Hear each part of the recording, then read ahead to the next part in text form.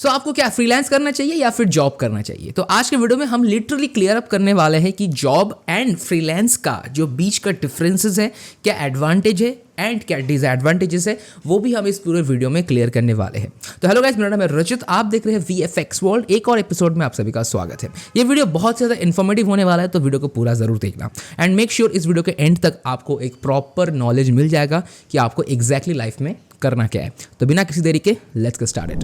तो शुरू करते हैं। अगर आप सोच रहे हो कि फ्रीलांसिंग करें, भाई जब किसी भी फील्ड में ग्राफिक डिजाइनिंग हो गया, रोटोस्कोपिंग का हो गया, पेंट प्रेप का हो गया, कॉम का हो गया, ये व्हाटएवर जो भी फील्ड का फ्रीलांसिंग के बारे में सोचते हो, पहला जो चीज़ मेरे को लगता है डिसएडवांटेज है फ्रीलांस का, वो है कि आपका जॉब का कोई सिक्योरिटी नहीं है। अगर आपको फ्रीलांस मिला तो आप अच्छे से कमाओगे, अगर आपको नहीं मिला तो आप नहीं कमाओगे, एज सिंपल एज दैट। वहीं पे जॉब की बात करें, आपको एक चीज हमेशा याद रहेगा कि मंथ एंड में कुछ हो ना हो, मेरे को एक पर्टिकुलर अमाउंट ऑफ सैलरी मेरे अकाउंट में क्रेडिट होगा। तो भाई खाने पीने का कोई प्रॉब्लम होने वाला है नहीं यहाँ पे। तो ये एक सबसे मेजर चीज है जो मेरे को पर्सनली फील होता है, क्योंकि देखो मैं भी घर गृहस्थी वाला इंसान हूँ, मैं भी फ्लैट लिया हूँ, मेरा भी फैमिलीज है। तो मेरे को हर टाइम दिमाग में ये रखना पड़ता है कि कुछ भी हो जाए, मंथ एंड में मेरे अकाउंट में एक स्पेसिफिक अमाउंट जो है वो आ जाना चाहिए। भले मैं कुछ भी करूँ वो अलग है, बट सैलरी आना चाहिए।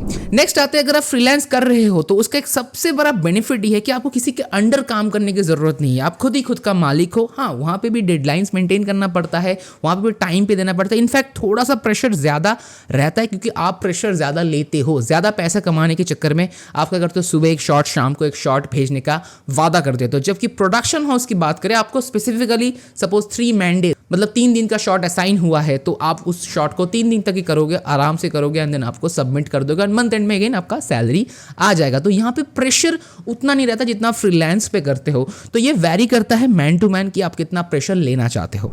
नेक्स्ट आता है, अगर आप फ्रीलांस कर रहे हो, आप अपने ऊपर है कि आप कितना चीजें लोड अपने ऊपर लोगे।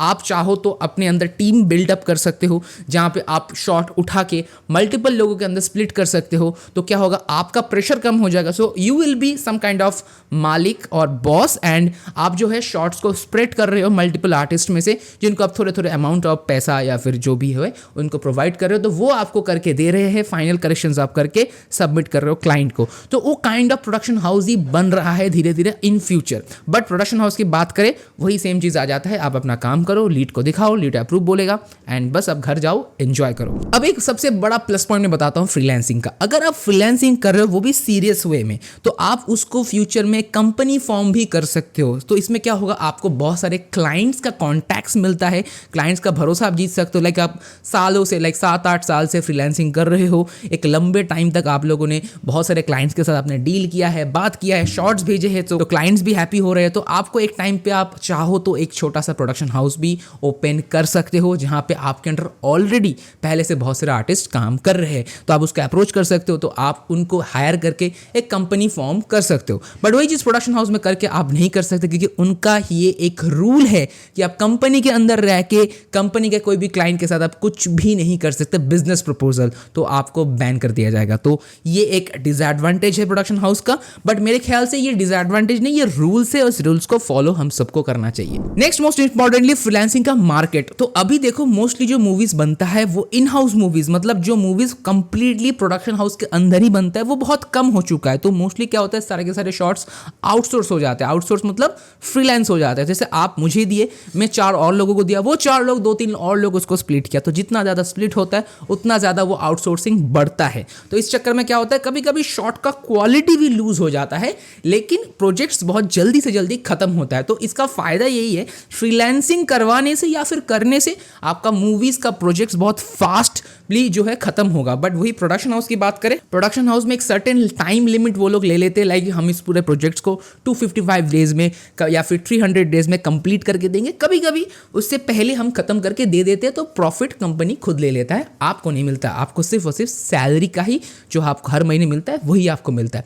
तो है कुछ चीजें हैं यहाँ पे भी, कुछ चीजें हैं वहां पे। और अगर अभी तक आप लोगों को ये वीडियो बहुत ज्यादा इंफॉर्मेटिव लग रहा है तो डेफिनेटली सब्सक्राइब करो, कमेंट करके बताओ कि भाई सही जा रहे हो आप। अब आते हैं नेक्स्ट पॉइंट पे। ये बहुत ज्यादा रियल है, ग्राउंड रियलिटी, ये क्लियर करना बहुत ज्यादा जरूरी है। तो let me clear this first. अगर आप फ्रीलांसिंग करते हो हो, बेसिकली आपके पास कोई सैलरी स्लिप नहीं रहेगा, तो आपके पास जो रहेगा इनकम टैक्स फाइल, जिसको यूज करके आप लोन वगैरह ले सकते हो। बट होता ये कि सब कोई फ्रीलांसिंग को वैसे नहीं देखता। लाइक वो होता है कि मेरे को शॉर्ट मिल रहा है, मैं करके दे रहा हूँ, मंथ एंड में कुछ कुछ पैसा आ जा रहा है, बस बात खत्म।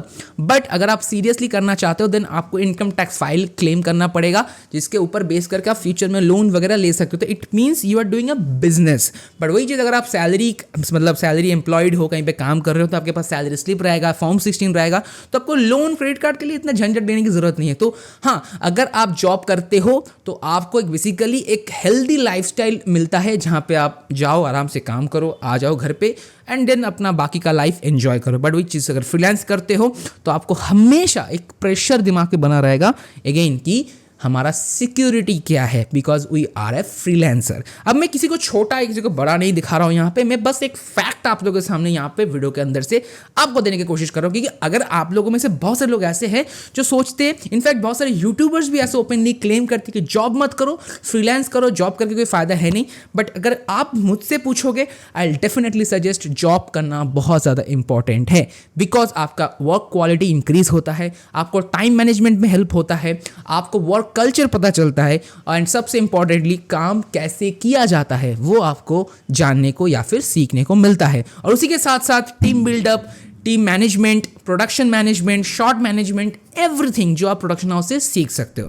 अब आते हैं भाई लास्ट में, तो करना क्या चाहिए। देखो एकदम मोटा मोटी बात करते हैं फाइनली, जिसके ऊपर बात करके वीडियो को खत्म कर दूंगा। अगर आप सीरियस हो अपने करियर को लेकर, डेफिनेटली मैं सजेस्ट करूंगा आप फ्रीलांसिंग ना करके जॉब करो। लेकिन एक सर्टेन टाइम के बाद आई विल सजेस्ट अगर आप फ्रीलांसिंग भी साइड बाय साइड कर सकते हो जॉब के साथ मेंटेन करके। ऐसे बहुत सारे आर्टिस्ट होते हैं जो सुबह जॉब करते हैं, शाम को जाकर फ्रीलांस करते हैं, कोई प्रॉब्लम नहीं है। वो अगर मेंटेन कर सकते हो definitely go for it. And एक टाइम के बाद आप जॉब को क्विट करके वहां से जितने एक्सपीरियंस आपने गेन किया है उसको यूज करो फ्रीलांसिंग या फिर प्रोडक्शन हाउस को बिल्ड करने में। तो ये आपका फायदा है, you will be a entrepreneur. And अगर आपको लगता है आप यूट्यूबर बनना चाहते हो, उसके ऊपर भी वीडियो में बना दूंगा, अगर आप कमेंट करते हो तो, कि क्या यूट्यूबर बनना भी सही है आज के टाइमलाइन के हिसाब से। बाकी आप लोग बताओ वीडियो कैसा लगा। अगर पसंद आया तो लाइक, कमेंट से सब्सक्राइब करके जरूर जाना, बिकॉज मैं ऐसे ही नॉलेजेबल वीडियोस लेके आपके सामने आता रहता हूं। मैं रजत मिलूंगा बहुत जल्दी एक और वीडियो के साथ, तब तक के लिए बाय।